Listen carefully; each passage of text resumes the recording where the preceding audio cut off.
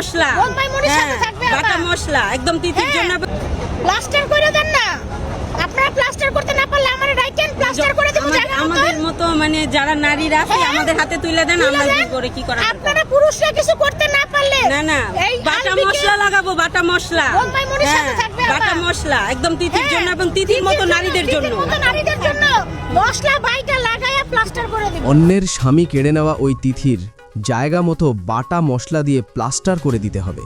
হ্যাঁ দর্শক, অভিনেতা জাহের আলভির স্ত্রী ইকরার আত্মহত্যার পর আলভি এবং তার কথিত প্রেমিকা অভিনেত্রী তিথির ওপর সাধারণ মানুষের ক্ষোভ ঠিক কোন পর্যায়ে পৌঁছেছে, রাজপথের এই চিত্রই তার সবচেয়ে বড় প্রমাণ। অন্যের সাজানো সংসারে আগুন লাগানো এক নারীর শাস্তির দাবিতে এবার এভাবেই ফুঁসে উঠেছেন সাধারণ গৃহিণীরা। স্বাগত জানাচ্ছি প্রাইম নিউজে। অভিনেতা জাহের আলভির স্ত্রী ইকরার মৃত্যুর পর এবার আর ঘরে বসে থাকতে পারেননি সাধারণ নারীরা। ইকরা হত্যার বিচার চাই, এই স্লোগান নিয়ে তারা নেমে এসেছেন রাজপথে। আর এই মানববন্ধনেই ক্ষোভে ফেটে পড়া এক নারী অভিনেত্রী তিথিকে নিয়ে এমন এক চরম শাস্তির কথা বললেন, যা শুনে শিউরে উঠেছে পুরো সোশ্যাল মিডিয়া। পুরো ঘটনা জানতে ভিডিওটি শেষ পর্যন্ত দেখুন। ইকরার মৃত্যু কি নিছকই আত্মহত্যা, নাকি পরকীয়ার জেরে পরিকল্পিত মানসিক খুন?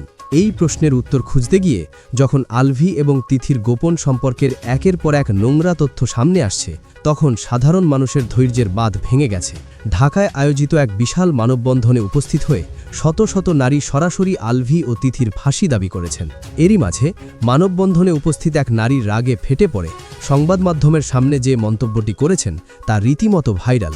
তিনি ক্ষুব্ধ কণ্ঠে বলেন, যে মেয়ে জেনে বুঝে আরেকজনের 14 বছরের সাজানো সংসার নষ্ট করে, তাকে শুধু জেলে ভরলে হবে না, ওই তিথির জায়গা মতো বাটা মশলা লাগিয়ে প্লাস্টার করে দিতে হবে, যাতে ভবিষ্যতে আর কোনোদিন কোনো মেয়ে অন্যের স্বামীর দিকে চোখ তুলে তাকাতে না পারে, অন্যের বাচ্চা এতিম করতে না পারে।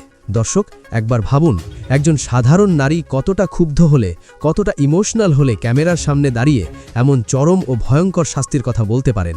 মানববন্ধনে আসা নারীদের দাবি, ইকরার মতো একজন হাসি খুশি মেয়েকে তিলে তিলে মৃত্যুর দিকে ঠেলে দিয়েছে এই তিথি। অথচ ইকরার মৃত্যুর পর তিথি ক্যামেরার সামনে এসে নিজেকে নির্দোষ প্রমাণের নাটক করছেন। রাজপথে দাঁড়িয়ে নারীরা হুঁশিয়ারি দিয়ে বলেছেন, তিথির মতো মেয়েরা সমাজের বিষ ফোড়া, এরা বন্ধুত্বের নাম করে অন্যের জামাইয়ের সাথে রুম লক করে থাকে। এদের যদি এখনই এমন ভয়ঙ্কর শাস্তি দিয়ে দৃষ্টান্ত স্থাপন করা না হয়, তবে ঘরে ঘরে হাজারো সংসার ভাঙবে আর হাজারো ইকরাকে মৃত্যুর পথ বেছে নিতে হবে।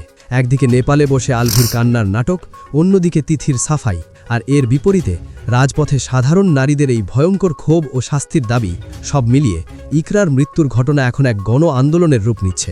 দর্শক, মানববন্ধনে ওই নারীর বলা এই চরম শাস্তির বিষয়ে আপনার কি মতামত? অন্যের সংসার ভাঙার অপরাধে তিথি ও আলভির কি সত্যি এমন দৃষ্টান্তমূলক শাস্তি হওয়া উচিত? আপনাদের মূল্যবান মন্তব্য অবশ্যই কমেন্ট বক্সে জানাবেন।